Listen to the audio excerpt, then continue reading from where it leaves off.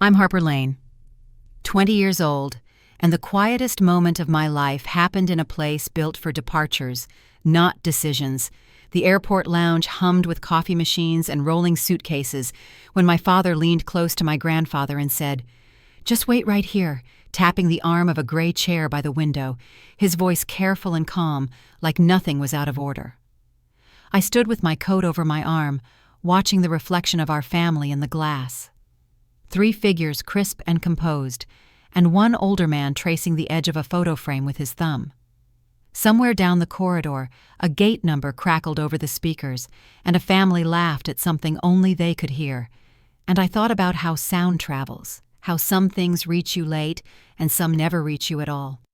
My mother glanced at her phone, my father checked the time, my grandfather hummed a tune he couldn't quite place, and I felt a small tug under my ribs, the kind that tells you to pay attention. The line to the counter moved, people shifted, and I caught my grandfather's eyes. There was a question in them, and a trust I didn't want to break.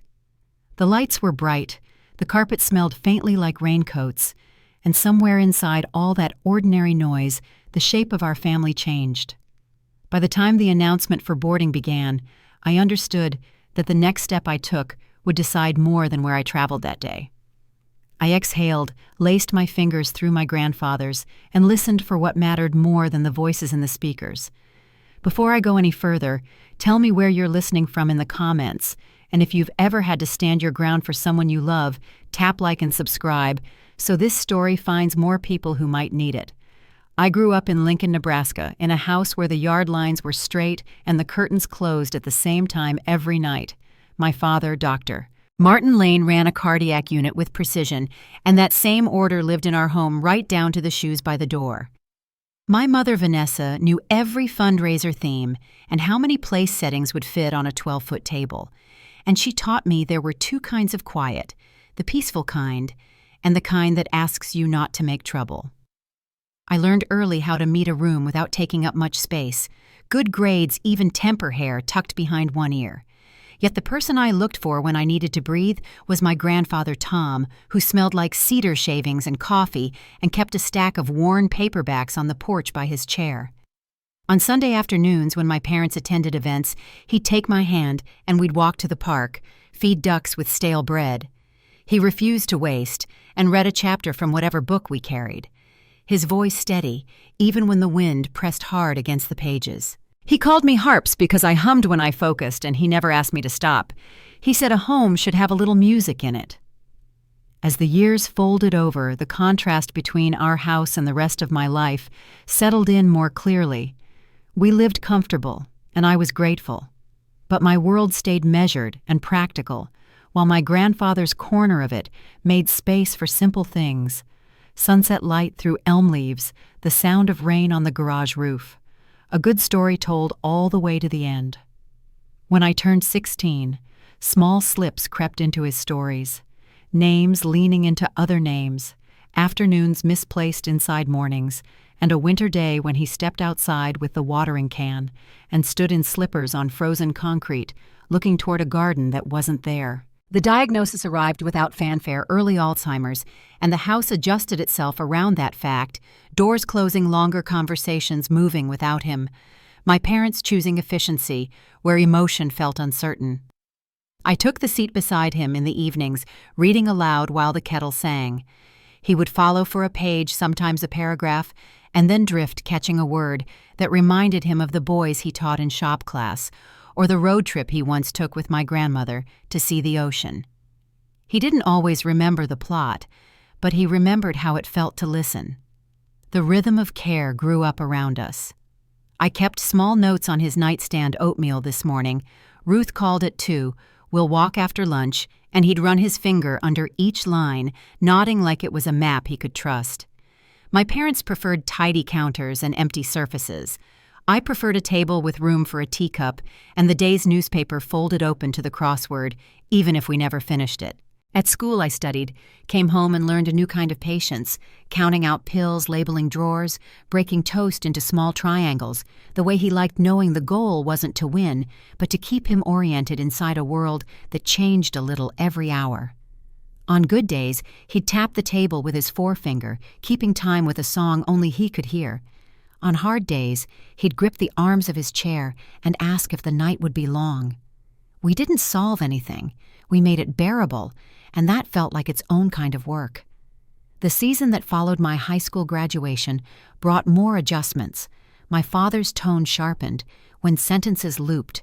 My mother's smile tightened when visitors asked after my grandfather and she answered in past tense. I found myself holding the line between what was efficient and what was humane.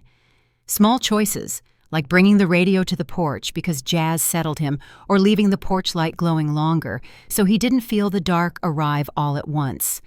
One warm afternoon, when cicadas stitched the air with their dry song, he reached for my hand and held it like he was checking the fit of something he'd built, and told me he hoped I'd always keep the good parts of the day where I could reach them. I said I would. He looked at me as if he'd been searching for that promise, and we sat like that a while, the table fan clicking gently as it turned. College came with borrowed books and campus hallways, hours in the library, and a small part-time job that taught me more about patience than any lecture I attended. I filled the space between classes with trips home because home wasn't a place so much as a person, and I wanted him to know his name still lived easily in a room. The house itself started to feel different. Guest room door locked during the day. Slippers gone from their hook, my mother smoothing table runners and calling the new look minimal, as if empty were a style we wanted. I caught my father at the kitchen counter one evening, reading forms that lived in quiet stacks, plans and signatures and neat lines that anticipated a future without the man who still reflexively reached for my hand at the top of the stairs. When I asked questions, the answers were short practical, and I tucked them away without argument, telling myself there would be a better time to try again. The better time didn't present itself. Instead, a cheerful sentence did. Over dinner one night, my father announced a trip, just the family someplace warm and far, the kind of journey people describe as once in a lifetime, the kind designed for photographs you frame. My mother's eyes lit the way they do when there's an itinerary on the table. My grandfather sat beside me, tapping a slow rhythm, only I noticed a framed picture of my grandmother propped near the salt, as if she'd be joining us after all this time. I felt the room balance on a thin-edge excitement arranged like silverware unease hiding in the napkins, and I said yes, because the word cost nothing in the moment, and sometimes you agree to hold your place until you know why you're there. A week later, the suitcase clicked shut. The alarm went off before dawn, and the automatic doors at the airport opened with a cold breath that smelled like coffee and raincoats. My grandfather's hand found my sleeve without looking, and we stepped inside together, not yet knowing what we'd be asked to do when the boarding call finally came. The airport always smelled like coffee and jet fuel, a mixture that reminded me of every time I'd left home and every time I'd come back. That morning, the sunlight poured through the high glass ceiling and landed in long stripes across the floor. My father moved with his usual purpose tickets in one hand and a folder in the other. My mother adjusted her scarf in the reflection of a display case, making sure not a hair was out of place. My grandfather, quiet and patient beside me, held the photo of my late grandmother in both hands like something precious and breakable. He wore his favorite navy cardigan, the one he called his travel sweater, though I couldn't remember the last time he'd actually been on a trip. The week leading up to that day had been packed with plans. My father had spoken about one last family memory with a practiced smile, and my mother had picked out coordinated luggage for the four of us. She said it would look polished in photos, but there were signs, small things that didn't add up. My parents whispered in the kitchen at night, doors half-closed, voices low. They stopped inviting Grandpa to dinner, claiming he needed rest, and the hallway to his room stayed silent when I came home from college. When I asked about it, my father said they were protecting his dignity. I tried to believe him. I wanted to believe all of it. The drive to the airport started before sunrise. The air outside smelled like rain and gasoline, and the sky was streaked in faint orange. My father loaded the suitcases into the trunk with the precision of a surgeon, while my mother handed me a list of things to remember: boarding passes, medications, travel documents. My grandfather stood by the car, humming an old tune I barely recognized. He didn't say much, but when I buckled him in beside me, he gave my hand a small squeeze. The sound of his humming stayed with me soft but steady as the miles slid by under the tires. Inside the terminal, everything moved at once. Voices blending with announcements, luggage wheels clicking on tile, the distant beep of security scanners. My mother pointed me toward a coffee kiosk and told me to grab something for her and my father. I hesitated, glancing at my grandfather. "What about him?" I asked. "He's fine," she said quickly. "We'll be right here." Her voice carried the same firmness she used at charity meetings, the tone that ended questions. I watched as my father led Grandpa toward a quiet corner by a frosted window overlooking the tarmac. He spoke clearly, leaning close. "Just sit here, Dad," he said. "We'll check in and come right back." Something in the way he said it made my stomach twist. Grandpa nodded, smiling faintly, as if the plan sounded easy. He kept his photo in his lap and watched planes taxi outside. I waited a moment longer, unsure, then walked toward the cafe. The line was long, the baristas moving fast, and I found myself glancing over my shoulder again and again. When I finally turned to look for them, my parents were gone. At first I thought I'd misread where they were standing. Maybe they'd moved to the check-in counter. Maybe security had called them over. 5 minutes passed, then 10. The crowd thinned around the seating area, but Grandpa still sat there, his cardigan bunched at the elbows, eyes fixed on the glass, as if waiting for something familiar to appear. I hurried back toward him, scanning every direction for my parents. They weren't anywhere in sight. At the airline counter, I asked if the Lane family had checked in yet. The woman behind the desk typed for a moment and smiled politely. "Yes, ma'am. All checked in and cleared to board." My heart stumbled. All of them I asked, though I already knew the answer. She nodded, pointing toward the gate at the far end of the terminal. I turned and looked across the vast room. Travelers moved like a tide, families, couples, people with headphones, all going somewhere they wanted to be. And there in the middle of that motion, my grandfather sat still.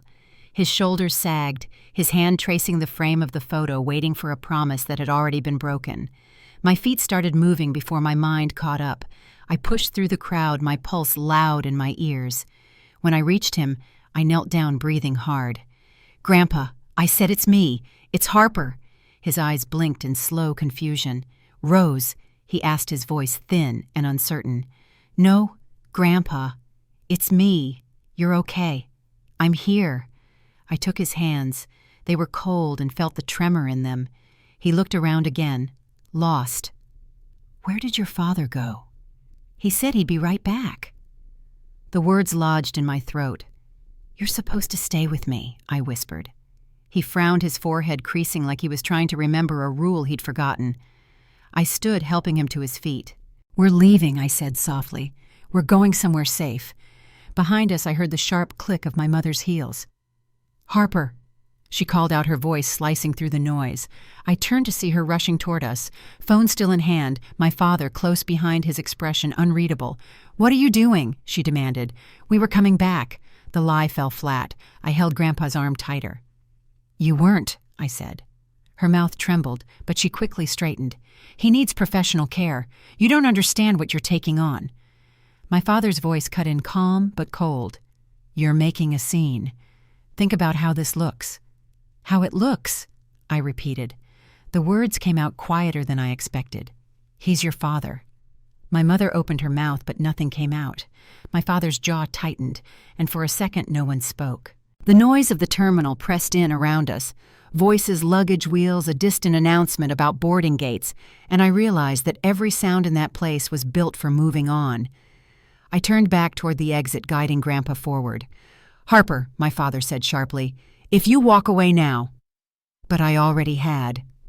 The automatic doors opened, letting in a blast of cold morning air that smelled like exhaust and rain. I waved down a cab, settled Grandpa inside, and told the driver to head downtown.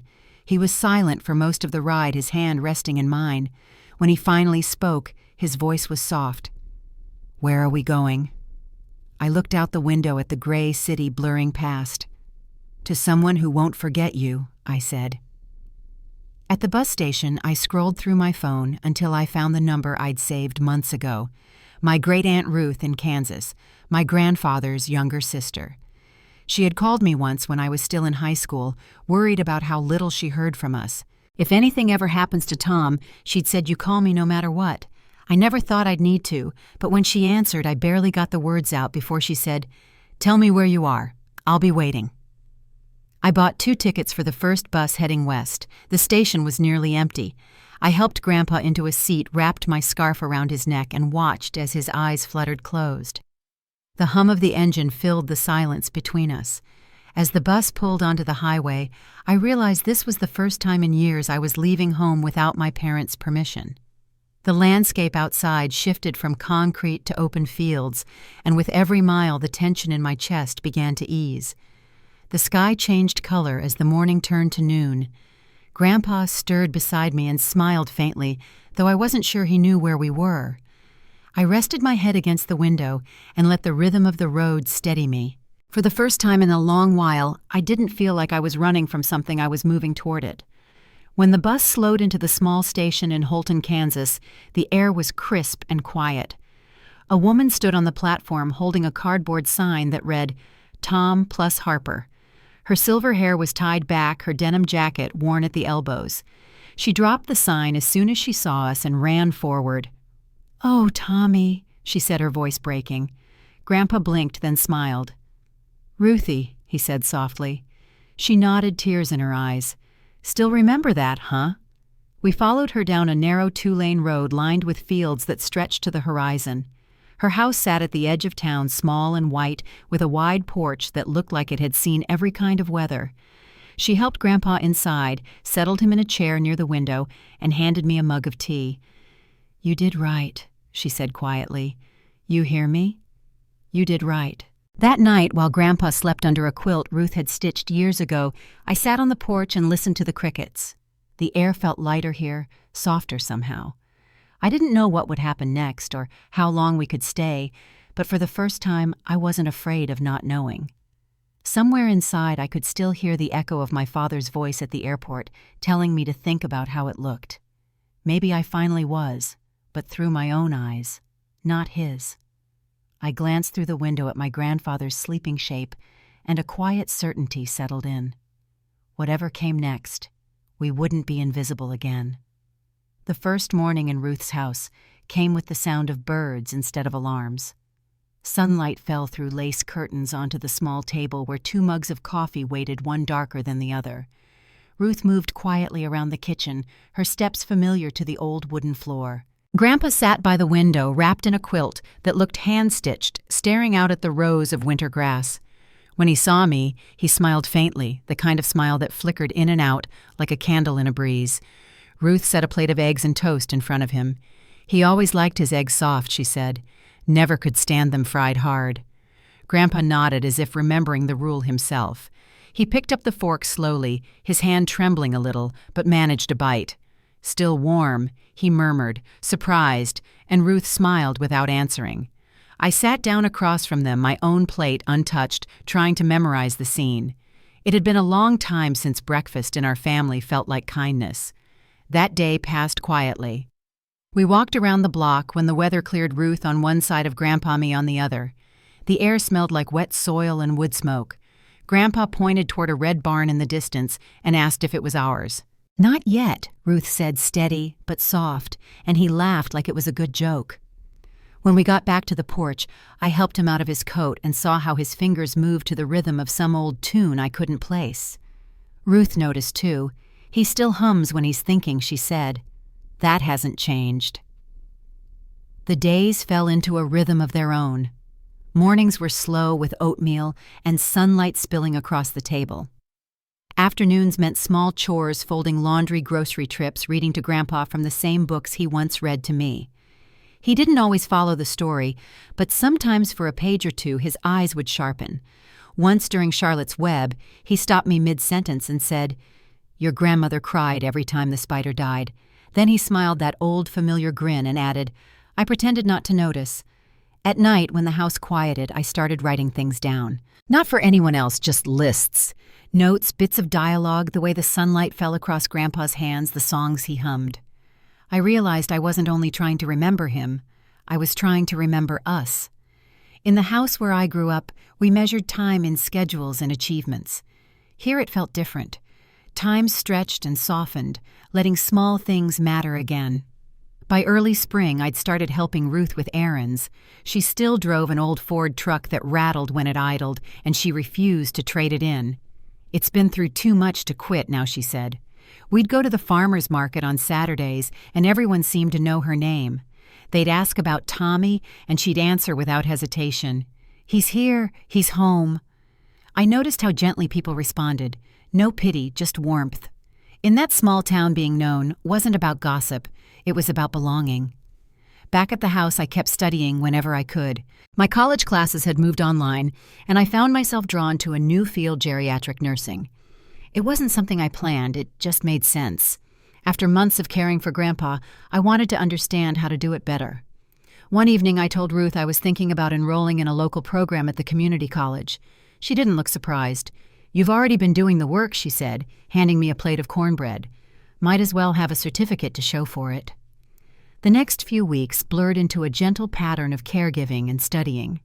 I attended classes in the morning, came home in the afternoon to help Ruth with Grandpa, and spent evenings reviewing notes at the kitchen table while the radio played low jazz.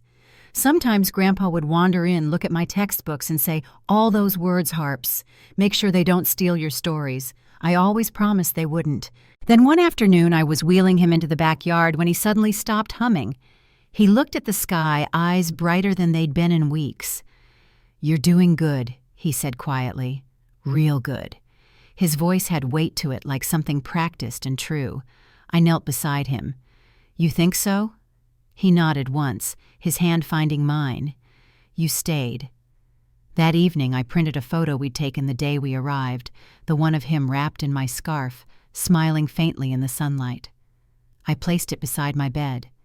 It wasn't just to remember him, it was to remember the choice we made together.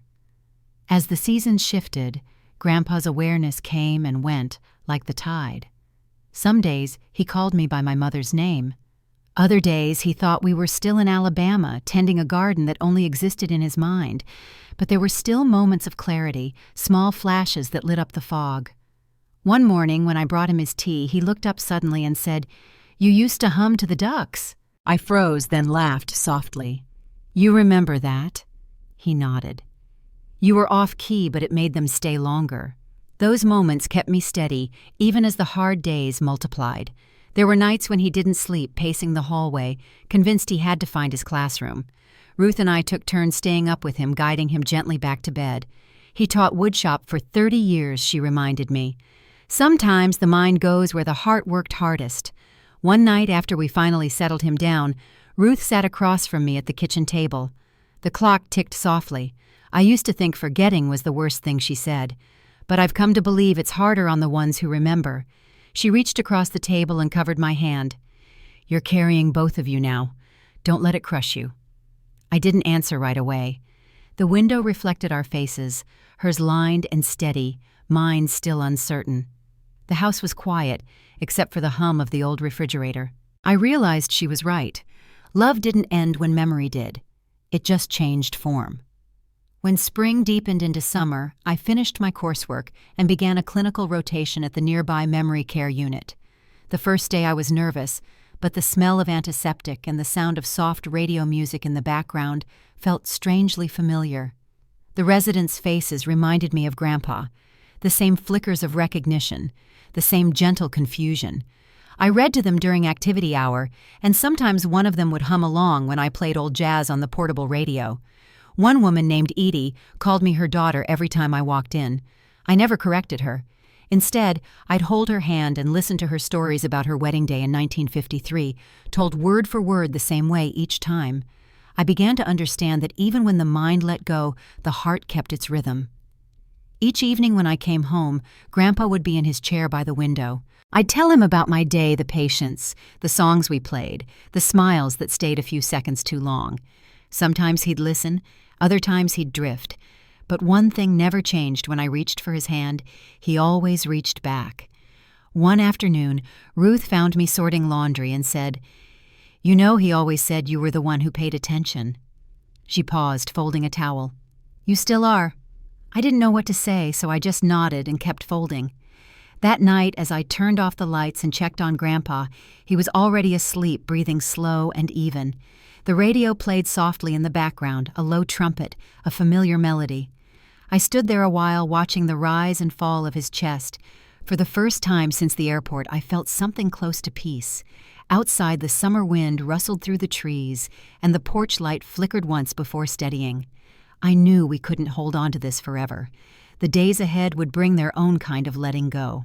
But as I looked at him in the glow of the lamp, I also knew that what we had built here, quiet, patient, unremarkable to anyone else, was everything my parents had once forgotten to value.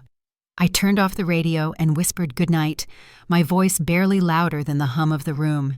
The next morning would come with sunlight again, coffee on the table, and the gentle weight of remembering what still mattered. And somewhere between the ticking of the clock and the warmth of the first light, I began to understand that some promises aren't spoken, they're lived. The morning the world shifted again began like any other. The sunlight slipped through the thin curtains, painting a quiet stripe across the floor. Ruth was already up, humming faintly as she poured coffee. Grandpa sat by the window, tracing the rim of his teacup with one finger. His eyes looked tired, but peaceful. I joined them at the table, the smell of toast and honey filling the air. Ruth smiled over the rim of her mug. "He slept through the night," she said softly. "That's a good sign." After breakfast, I helped him into his sweater and wheeled him to the porch. The air carried a softness that meant autumn wasn't far off. He tilted his face toward the sun, eyes half closed, and I could almost see the man he used to be, the one who built furniture in his garage and smelled faintly of sawdust and aftershave. "Feels good," he murmured, "just like the mornings when your grandma made biscuits." I nodded and sat beside him, letting the warmth soak through. Moments like this had become my measure of time, small, fragile, and worth everything. That afternoon, while Ruth was at the market, I sorted through the hall closet looking for extra blankets. A small tin box caught my attention, tucked behind old photo albums. Inside were postcards from years ago written in neat, faded handwriting. San Diego, 1982. Niagara Falls, 1985. Each one signed, "Love, Martin and Vanessa." My parents had sent them to Grandpa and Grandma back when things were still normal, before distance replaced love. At the bottom of the stack was a photo of my grandfather holding me as a baby, his hand steady around my back, his smile unguarded. The discovery left a hollow ache I couldn't name. I slipped the photo into my pocket, unsure why I needed to keep it. Later that evening, I read aloud from The Wind in the Willows. Grandpa drifted in and out of attention, sometimes smiling at familiar lines, sometimes staring into the distance. Halfway through a paragraph, he interrupted softly. When they stopped seeing me, he said, "Promise you won't." I froze. Those were the same words he had said to me years ago under the maple tree behind our old house. I reached for his hand, his skin cool and thin. "I remember," I said quietly. He squeezed my fingers and nodded. "Then you already know what to do." After he fell asleep, I sat outside on the porch steps. The stars above Holton glowed faintly like faraway lanterns. Somewhere deep down I knew what he meant. The time for choices was coming again, and I wasn't sure if I was ready. The next morning I woke to the sound of Ruth calling my name. Her voice was calm, but the undertone made my stomach twist. "He's okay," she said quickly as I ran into the living room, "but he had a spell this morning. Couldn't find his words." Grandpa sat in his chair, eyes wide with confusion. He looked at me like a stranger. "Do you know where we are?" I asked gently. He shook his head. "I was trying to find the classroom," he whispered. "The boys will be waiting." I knelt beside him, rubbing his hands until his breathing slowed. Ruth touched my shoulder. "These will come more often now." We called the clinic that afternoon. The nurse explained what we already knew: his memory would keep slipping and the gaps would grow. They suggested a care facility in Topeka, one with good reviews. Ruth thanked her politely but didn't write down the number. When she hung up, she turned to me. "He's staying here," she said simply. "We take care of our own." The weeks that followed felt heavy and tender at once. I balanced classes, caregiving, and my clinical hours at the memory unit. Some nights I returned home drained, but Grandpa's quiet presence always grounded me. Even on his foggiest days, he'd hum old jazz songs when I played the radio, the notes barely audible but steady enough to fill the room. One evening, as I packed away laundry, Ruth found me staring at the photo I'd found in the tin box. "He looks happy there," she said softly. "He was. You remind him of those days without even trying." I smiled faintly. "I wish my parents could see him now." Ruth hesitated, then sighed. "Your father never learned how to sit still long enough to see what matters." She said it without anger, only truth. Sometimes people don't come back from that kind of blindness. That night, a storm rolled in. The rain hit the roof in waves and thunder shook the windows. Grandpa couldn't sleep, restless and agitated. I sat with him in the dim light reading until his eyelids grew heavy. When I finally turned off the lamp, he reached out, his voice faint. "You're a good girl, Harps." I swallowed the lump in my throat. I learned from the best I said, and his hand loosened in mine. The following week, my coursework ended. I earned my certification quietly without fanfare. Ruth baked a small cake and we celebrated on the porch. Grandpa clapped when I showed him the certificate, though I wasn't sure he understood what it was. "She's official now," Ruth teased, nudging his arm. "A real nurse."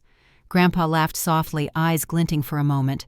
"Always knew she'd take care of the world." One afternoon in late October, we drove to the park on the edge of town. The air was cool, the leaves brittle underfoot. I wheeled Grandpa along the path while Ruth walked ahead with a thermos of coffee. The trees stretched tall and gold above us. He watched them sway quiet for a long time. Then he spoke clear and deliberate. "You know, when your father was little, he used to climb trees higher than I liked. I'd stand at the bottom and pretend to be mad, but I was proud." His voice cracked slightly. "I wish he remembered that." I pushed the chair to a stop. "Maybe he will someday." Grandpa shook his head. "Some things you have to let go before they ever find their way back." That night I couldn't sleep. I kept hearing his words, the way his tone carried both love and resignation. I lay awake listening to the old clock tick and wondered if I'd ever stop hoping my parents might call. But the phone stayed silent just as it had since the airport. The first frost arrived 2 weeks later. I woke early to the sight of white crystals glistening on the window pane. In the living room, Grandpa was already awake, sitting in his chair by the window, his hands folded over the photo of Grandma. He looked peaceful, eyes half closed. The radio played low jazz, the same station we'd listened to every evening. I stood there for a moment before realizing he wasn't just resting. The quiet was too deep, too still. Ruth came in behind me, her expression already knowing. She crossed herself softly and touched his shoulder. "He waited for the morning," she whispered. My knees went weak, but I kept standing. We stayed like that for a long time, the three of us two, living one remembered. The sunlight crept higher, laying a warm glow across his face.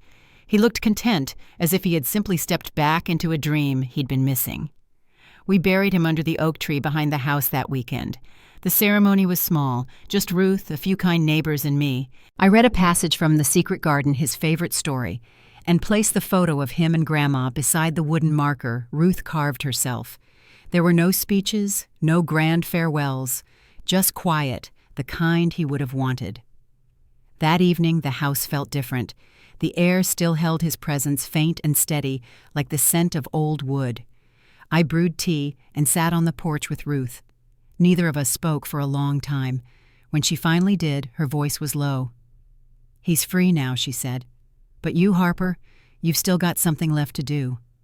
I nodded slowly, not sure what that meant yet. The night deepened around us, and somewhere in the distance, a train whistle cut through the cold. I looked toward the horizon where the sky met the dark and felt the beginning of something shift inside me, a quiet pull toward the life waiting beyond this place and the unfinished truth I would soon have to face. The house felt emptier after the funeral, though nothing inside had changed. The chair by the window still held the indentation of his shape, and the faint scent of cedar lingered in the air.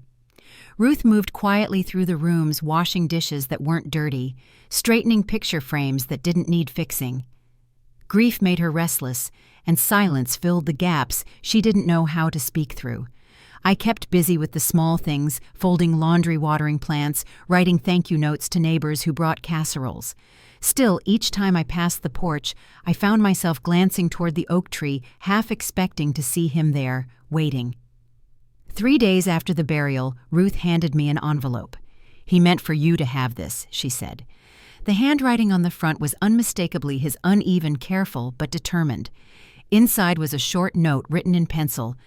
"Don't let the world harden what we worked so hard to soften." Folded beneath it was a photo of us from last spring, sitting on that same porch, sunlight on our faces. My throat tightened, but no tears came. There was something steady in those words, something that asked me not to mourn, but to keep building. Ruth and I settled into a slower rhythm. We spent mornings on the porch, sipping tea in silence, the radio playing faint jazz through the open kitchen window. On weekends, I helped with small repairs around the house, a loose porch step, a squeaky hinge, the kind of work Grandpa would have done himself. His toolbox still sat under the counter, and each time I opened it, the smell of old metal and pine filled the room. It wasn't just a box of tools anymore. It was a reminder of how he fixed things quietly, without drawing attention, one nail at a time. A few weeks later, I received a letter from my college advisor congratulating me on completing my certification. He also included an offer for an internship at the hospital back in Omaha. I held the letter for a long time, tracing the lines of my name. The idea of returning there, even temporarily, stirred something uneasy. Ruth noticed the letter when she passed by the table. "That's a good opportunity," she said. "He'd be proud." I nodded, though part of me wondered what home would feel like now that it didn't include him. When I told her I was thinking of visiting Omaha before making a decision, she didn't argue. "You'll know what to do when you see it," she said. That night, I packed a small suitcase, the same one from the airport months earlier. I folded my clothes carefully, slid Grandpa's note between the pages of my journal, and promised Ruth I'd be back soon. The next morning, the bus ride to Nebraska stretched across miles of flat land and gray sky. I watched the fields pass by their emptiness, both comforting and heavy. When the city finally appeared, it looked smaller than I remembered. The houses along our street were familiar but faded, paint-chipped lawns less precise than they once were. I stood at the edge of our driveway for a long time before walking up the steps. My mother opened the door first. Her eyes widened, and she pressed a hand to her chest. "Harper," she said softly, as if testing whether the name would stay. My father appeared behind her, his face drawn and pale. We didn't expect he began, but the rest trailed off. The air between us was thick with words none of us knew how to start. Inside the house looked the same, tidy, polished, almost staged, but the warmth was gone. The guest room door stood open for the first time in years, its emptiness startling. On the table sat a framed picture of my parents at some hospital event, both smiling at the camera, all shine and control, no trace of Grandpa anywhere. My mother gestured toward the sofa. "Would you like some tea?" she asked. Her voice trembled just enough to show the cracks. I shook my head. "I didn't come for that," I said quietly. My father leaned against the wall, his arms folded, eyes guarded. "I heard about Grandpa," I continued. "He passed peacefully. He was with people who loved him." My mother looked down, her hands twisting together. "We didn't mean," she started, but I cut in gently. "You did. You meant to leave him at the airport." Her mouth opened, then closed. "You thought I wouldn't stop you." My father stepped forward, his tone measured but tired. "Harper, you have to understand he didn't know who we were most days. It wasn't personal." I looked at him steady. It was never about what he remembered. It was about what we chose to forget. The silence that followed was long and heavy. I reached into my bag and took out the envelope Ruth had given me earlier that morning.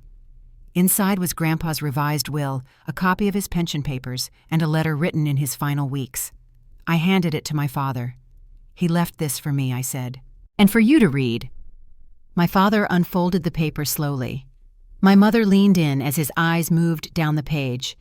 I watched the shift happen, first surprise, then guilt, then something softer.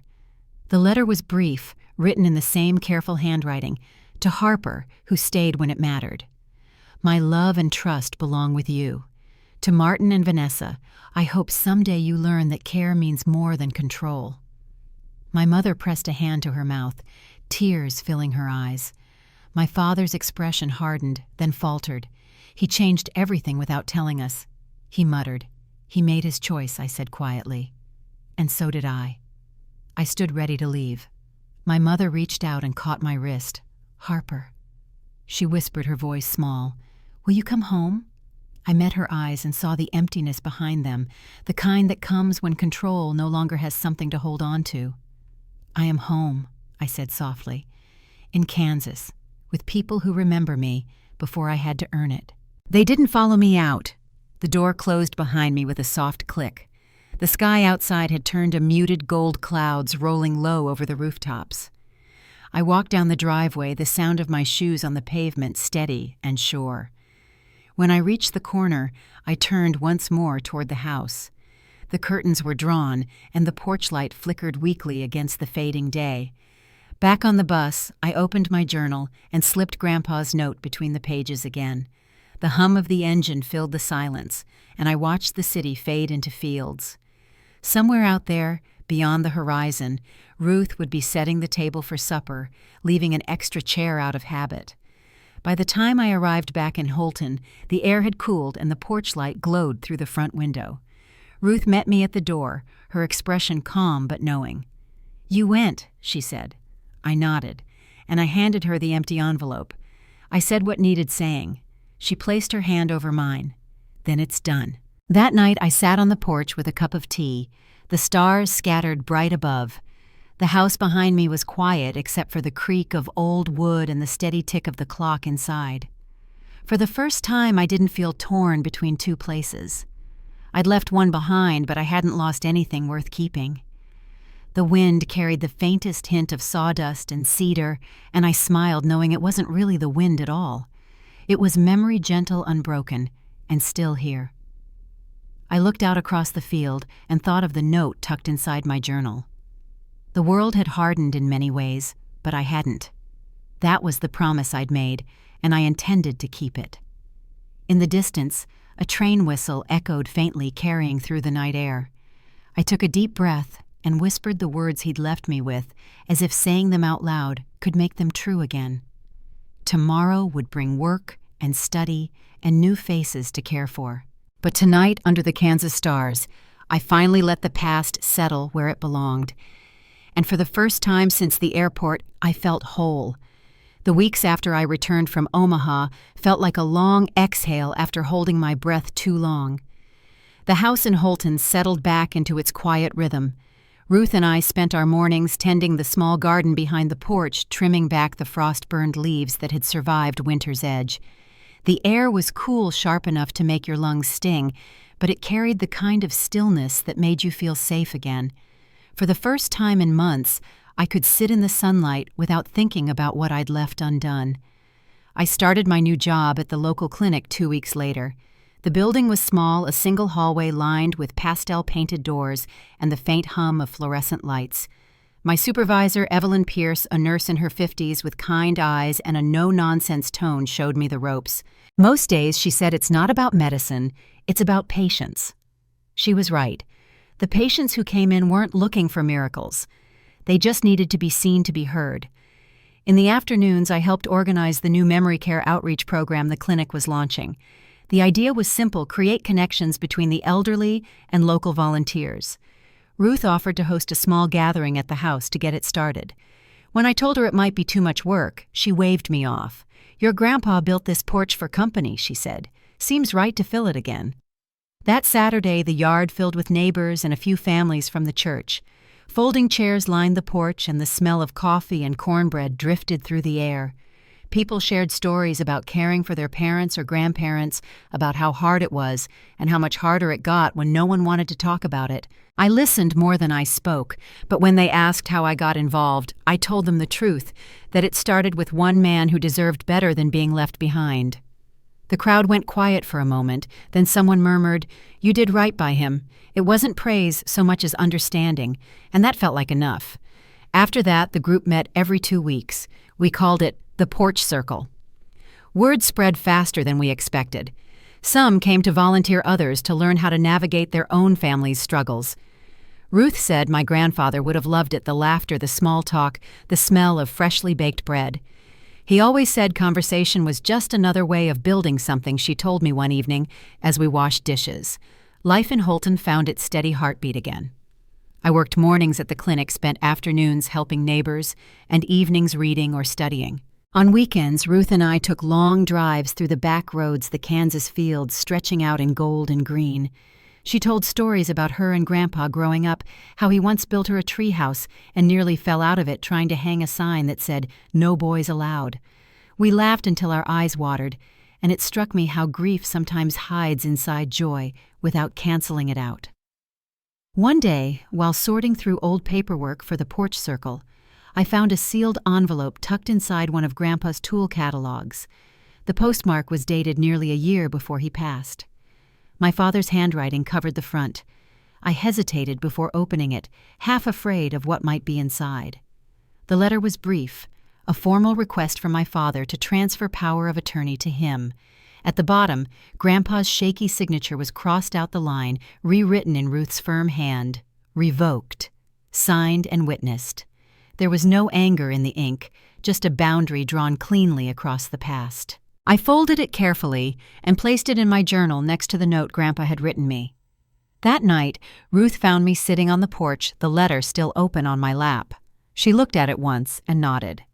"He knew who deserved to decide for him," she said. I didn't ask how she'd convinced him to revoke it. Some things didn't need retelling. The result was enough.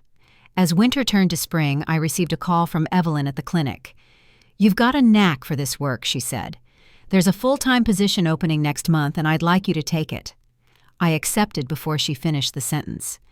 It wasn't the kind of success my parents once measured, but it was the kind that fit me, quiet, useful, built on trust, instead of competition. A few days later, a letter arrived addressed in my mother's handwriting. The return address was the same house in Omaha. I stood at the kitchen counter tracing the seal before opening it. Inside was a short note written in her familiar, careful script. "We're sorry for what happened. We hope someday you'll understand that we thought we were doing what was best. Your father has retired early. The house feels too large now. We'd like to see you when you're ready." I folded the letter back into its envelope without rereading it. There was no anger left in me, only distance. I slipped it into the drawer beside Grandpa's photo and let it rest there. Ruth noticed the envelope later and asked if I planned to respond. "Not yet," I said. She didn't press. "Then when you do write something true," she told me, "even if it's only one line." Spring arrived in full bloom.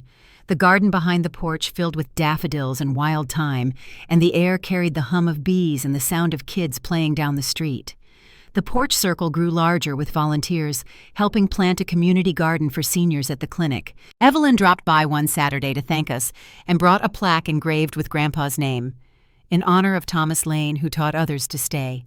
We placed it at the base of the oak tree where he was buried. The metal caught the sunlight gleaming just enough to catch your eye from the porch. Ruth brushed her fingers over the engraving. "He'd have said it was too much fuss," she said, smiling faintly. "But he'd have secretly liked it."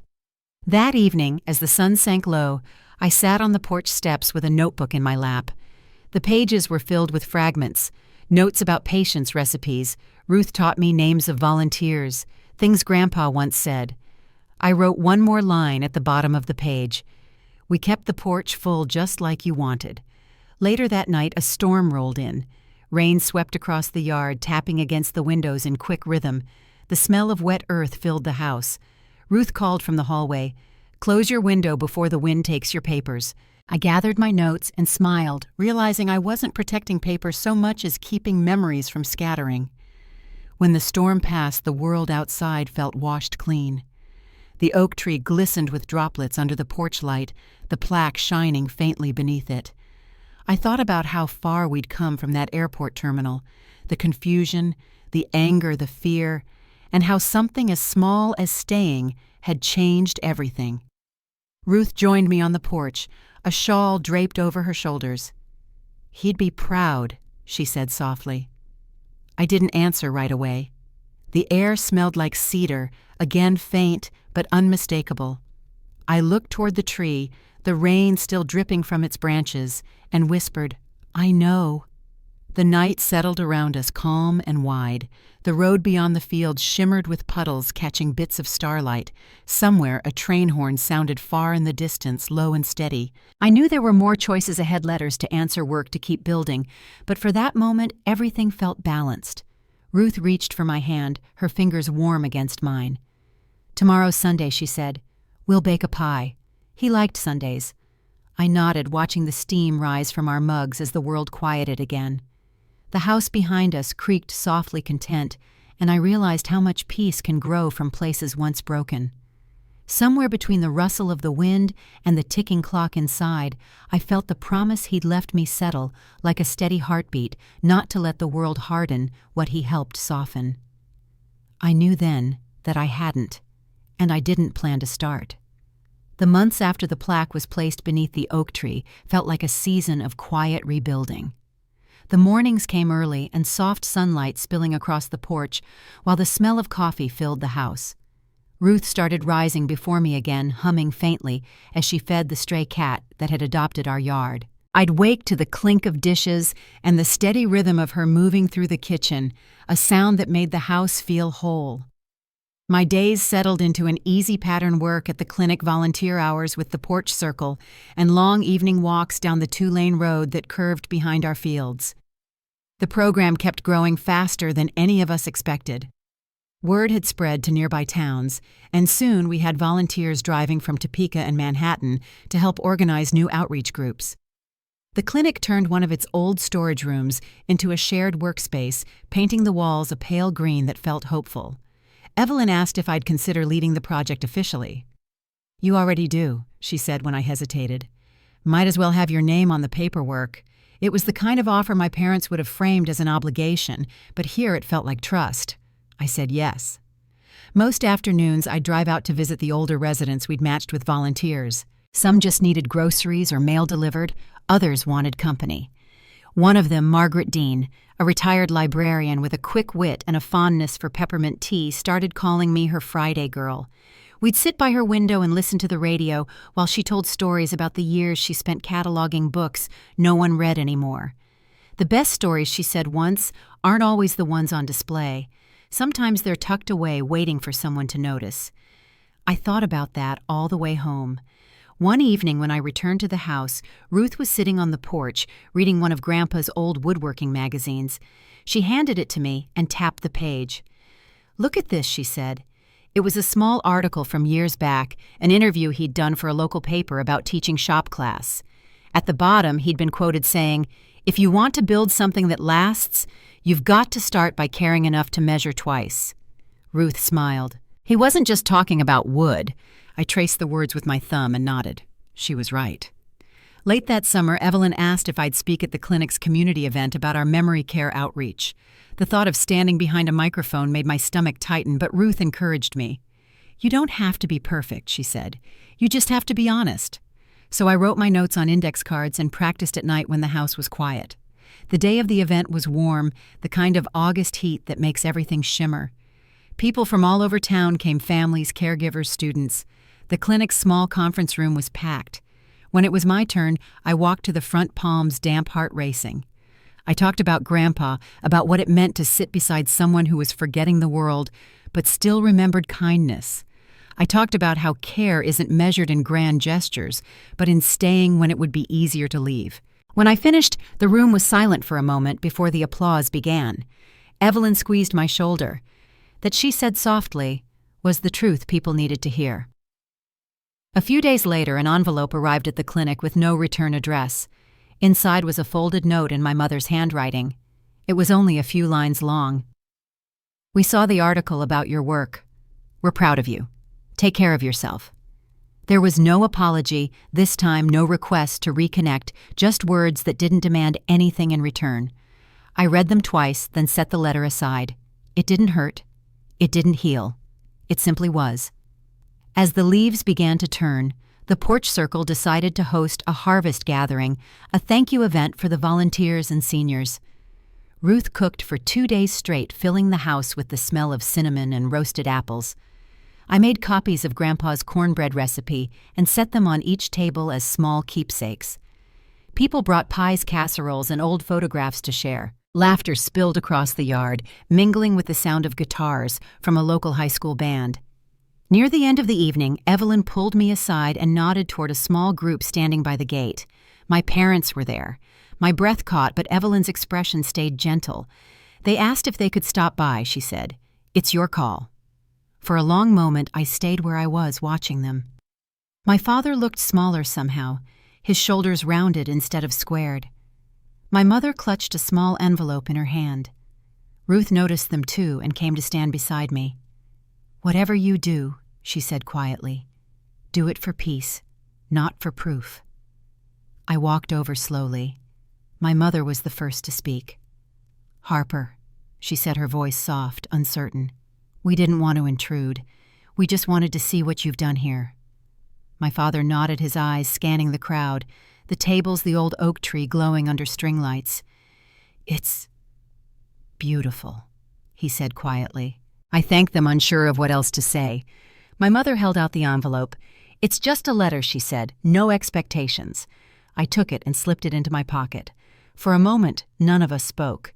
The air between us wasn't angry anymore, just still, the kind that follows a long storm finally running out of rain. They stayed for a little while, long enough to greet Ruth and sample her pie.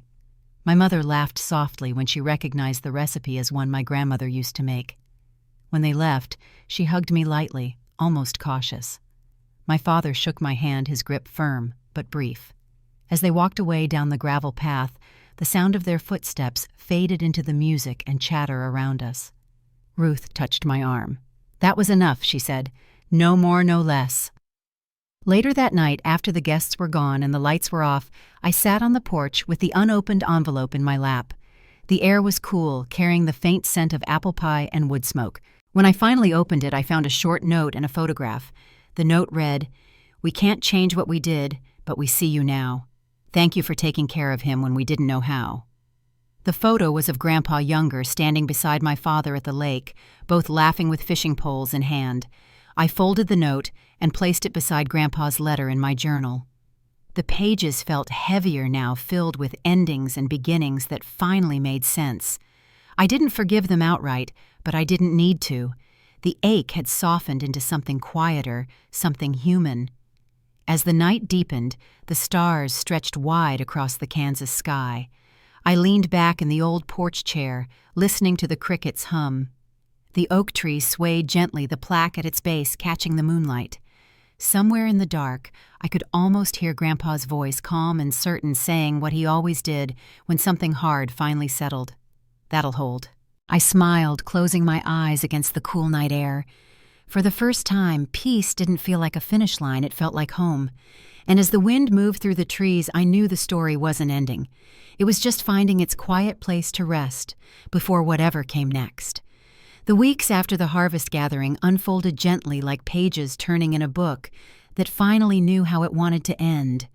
The air cooled, and the fields turned gold, stretching wide beneath a pale Kansas sky. Mornings began with the sound of Ruth's kettle whistling and the cat scratching at the porch door. Some days I woke early enough to see the first light touch the oak tree, the plaque beneath it glinting softly in the dew. It didn't hurt to look at it anymore. It felt like home steady, certain quietly alive. At the clinic, the porch circle continued to grow. Evelyn often joked that she couldn't tell where the clinic ended and our project began. We added new volunteers, helped more families, and found ways to bring comfort to those whose stories were slipping through the cracks. The work wasn't glamorous, but it was real. People came to talk, to listen, to remember. There was a kind of quiet dignity in every shared cup of tea and every late afternoon visit when words weren't needed at all. Ruth slowed down a little that winter. Her knees ached when the temperature dropped, and I took over more of the chores she used to handle. She'd still insist on folding the laundry, claiming I didn't do it tight enough. Most nights we sat on the porch, wrapped in blankets, watching the stars rise one by one. Sometimes we spoke of Grandpa, and other times we just listened to the night sounds. "He'd be proud of you," she said one evening, her voice steady and sure. "He'd see what you built and know it came from him." I smiled, tracing the rim of my mug. "We built it together," I said. In early spring, the community center invited me to speak at a new caregiver training program. They wanted to include the porch circle as part of their outreach model. I hesitated at first. It had been months since I'd stood in front of a crowd, but Ruth nudged me toward it. "You already lived the story," she said. "You just need to tell it." When the day came, I stood behind the same wooden podium I'd once been too nervous to approach. This time, the fear was gone. I spoke about what care really means, how it isn't about duty or sacrifice. It's about seeing someone fully even as they fade. I told them that love, when it's quiet and steadfast, is still the strongest kind of justice there is. Afterward, people came up to share their own stories: sons, daughters, neighbors, strangers. Each of them carried something heavy they'd learned to hold with grace. I realized then that the world was full of people like me, just trying to keep the light from going out in the ones they loved. And maybe that was the whole point of all of it, to keep showing up even when it's hard. That evening back at the house, I found a letter waiting on the porch. It was from my father. The handwriting was careful, almost unfamiliar. He wrote that he and my mother had started volunteering at a memory care unit near Omaha. "We're learning things we should have known long ago," he said. There was no plea for forgiveness, only a quiet admission that he finally understood what it meant to stay. I read the letter twice before setting it down beside Grandpa's photo. It didn't undo the past, but it softened it. That was enough. Ruth and I planted a small flower bed beneath the oak that spring wildflowers and bluebells, the kind that grew easily without much tending. Something simple, she said, so it lasts. On the first warm evening after the blooms opened, I sat under the tree with my journal, the one that held every note, every letter, every memory. The pages smelled faintly of cedar and ink. I wrote one last line at the bottom of the final page. He taught me that care is its own kind of strength, and I never forgot. The sun dipped low, painting the porch in amber light. I could hear Ruth in the kitchen humming while she prepared dinner, the same melody Grandpa used to hum when he was lost in thought. The wind moved gently through the branches above me, carrying that sound into the distance. For a moment it felt like the world was breathing in sync again. I closed the journal and looked toward the horizon. The past had found its place. The future no longer scared me. I thought of all the lives that would keep touching each other through the work we'd started, the families who would learn, the people who would stay when it mattered most. That was his legacy. That was mine. When the porch light flickered on, I stood and whispered a quiet thank you to the air, to the man who'd shown me that love doesn't have to be loud to last. Then I went inside, ready to keep living the life he'd helped me find. If this story reminds you of someone you stayed for, or someone who stayed for you, take a moment tonight to remember them. And if you want to hear more stories like this one about kindness, courage, and second chances, stay a while. There's always room here on the porch.